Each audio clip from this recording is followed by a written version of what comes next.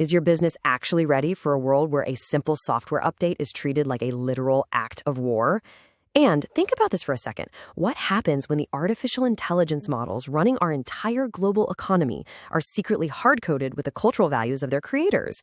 Welcome to This Explainer. Today, we're unpacking a really dense, honestly fascinating discussion from a16z about why the entire landscape of global power is being rewritten from scratch. Tech isn't just a basic tool anymore, and it's definitely not just some side department in a company. It is now the primary battleground for global dominance. So here's our roadmap for today. We're going to connect the dots on the future of tech, starting with macro geopolitics, diving into the ethics of AI, the brutal new economics of modern startups, the cyber defense paradox, and finally, looking at whether other nations can actually replicate Silicon Valley. All right, Section 1, the new geopolitical arena. We're entering an era where national security has fundamentally transformed. The old rules? Yeah, they simply don't apply anymore. I want you to really listen to this quote from the source discussion. Deterrence is no longer just the size of a military, it's the pace of innovation. The speakers point out that modern adversaries, whether we're talking about hostile countries, criminal syndicates, or terrorist groups, they're actively using cheap, software-built technology to entirely bypass traditional defenses. You know, we aren't just talking about counting tanks and ships anymore. We're talking about agile software updates and autonomous systems built entirely by the private sector, not by governments. This is a massive structural paradigm shift. Look, a software vulnerability used to just be an IT issue. A chip shortage, just a supply chain hiccup. But now, the supply chain for components that go into life-saving drugs can actually be used by one country to constrain another. A software vulnerability in a power grid or a water system is suddenly a massive source of geopolitical leverage. Tech isn't just a tool of diplomacy anymore. It is the arena itself. And international allies are actively seeking out private sector tech to leapfrog their legacy systems. The source gives us these exact, really specific examples. Japan is actually shifting away from its sacrosanct post-World War II policies to build a military for today's wars, actively looking for AI to create an integrated battle space. Saudi Arabia is modernizing at breakneck speed, building out heavy AI infrastructure to the point where visa entry now takes exactly 30 seconds. And Mexico? They're looking at autonomous ships to secure their vast coastlines and protect supply chains from things like fentanyl trafficking. The speed here is just incredible. Moving on to Section 2, AI encodes cultural values. As this technology expands globally, it's sparking a really critical debate about the underlying ethics and values that are programmed directly into the AI we're exporting. The source introduces this concept they call AI as the interface for everything. Think about it. Eventually, your car, your refrigerator, your entire education system will be built directly upon these foundational AI models. And if AI is the interface for literally everything, we have to recognize a hard truth. These models are not perfectly objective math. They have opinions. They have historical biases baked right in. The speakers argue that models actually reflect the values of their creators.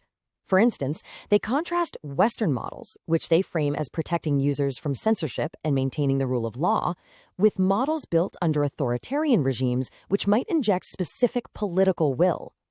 An American model, they note, would translate statements about sensitive historical events, like Tiananmen Square, exactly as the speaker said them. It wouldn't quietly erase or alter the history just to fit a political narrative. Section 3. Startups must go global. Let's pivot from these grand macro geopolitics down to the raw unit economics of startups. This global shift is forcing young companies and founders to operate in a completely different reality today. The game has completely changed. I mean, the old startup playbook was pretty simple. Stay local until you hit, say, $100 million in revenue. Only then do you even look abroad. But in the AI era, products travel way faster than companies do. A tool built today is discoverable instantly via APIs worldwide. Founders are literally being forced to go multi-country and multi-channel immediately, meaning they have to adapt to local, relationship-based economies way earlier in their life cycle. Let me share this amazing anecdote from the source that brings this whole thing to life. So Televisa Univision had this incredible, culturally rich Mexican-Spanish content, but competing globally was tough because of very specific regional accents.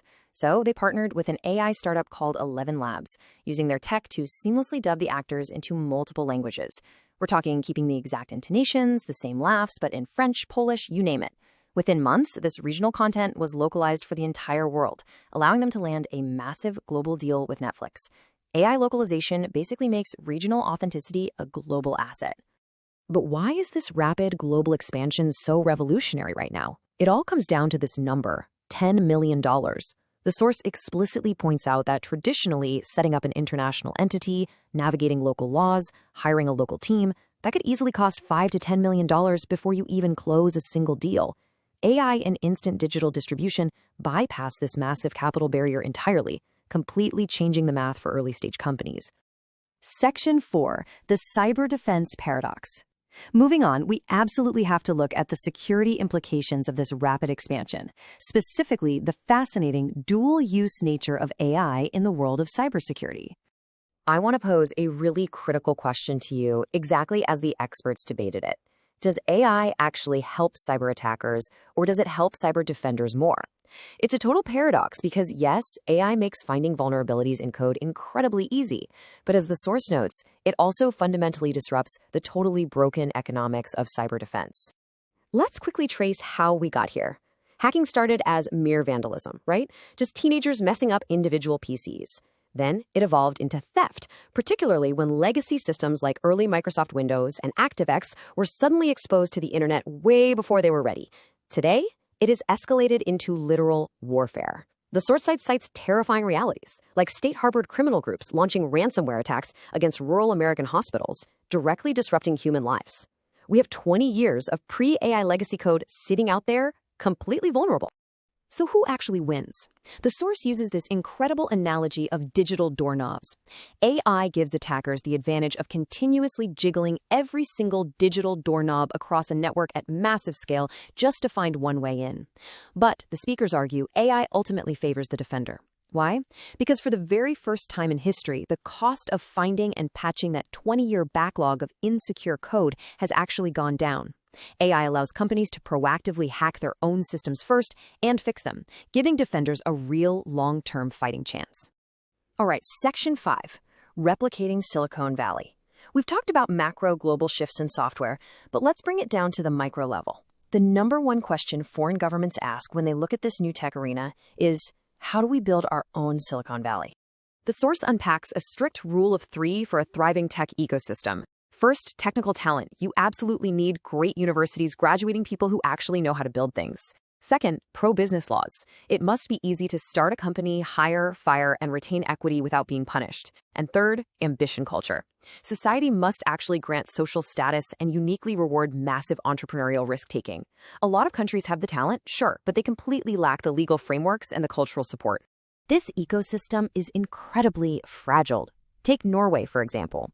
The source points out that their introduction of an unrealized capital gains tax essentially ended their tech scene overnight, simply because it punished the holding of illiquid equity. Building an ecosystem requires policies that incentivize taking extreme personal and financial risks. Furthermore, political rhetoric really matters. When politicians reflexively call billionaires thieves, it completely destroys the cultural ambition needed to actually innovate. Finally, let's look at this closing thought. The source brings up a hilarious but really profound World Cup analogy. People mock America for blindly believing it can win the World Cup, but that relentless, unironic belief in its own success might just be its ultimate competitive advantage in the global tech race. Okay, let's do a rapid core review of the hard facts we just learned. 1. Tech is now the primary arena of national power, shifting focus from military size to innovation pace. 2. Going global used to cost $5 to $10 million in setup fees. Now AI APIs make it instant. 3. Building a tech hub strictly requires talent, pro-business laws, and a culture that rewards ambition, not one that taxes unrealized gains. Here is today's core takeaway. In the AI era, technology travels faster than companies do, meaning your business must encode its cultural values and go global on day one. Now, time for a hardcore debate. We discussed how AI models inherently encode cultural values. Do you think it is a brilliant design to have regionally opinionated AI models, or is this a massive trap that's just going to fracture the global internet? What is your exact reasoning? Leave a comment down below right now to grab our exclusive tool list and mind map that will help you navigate this exact global transition. Thanks for joining me on this explainer, and keep building.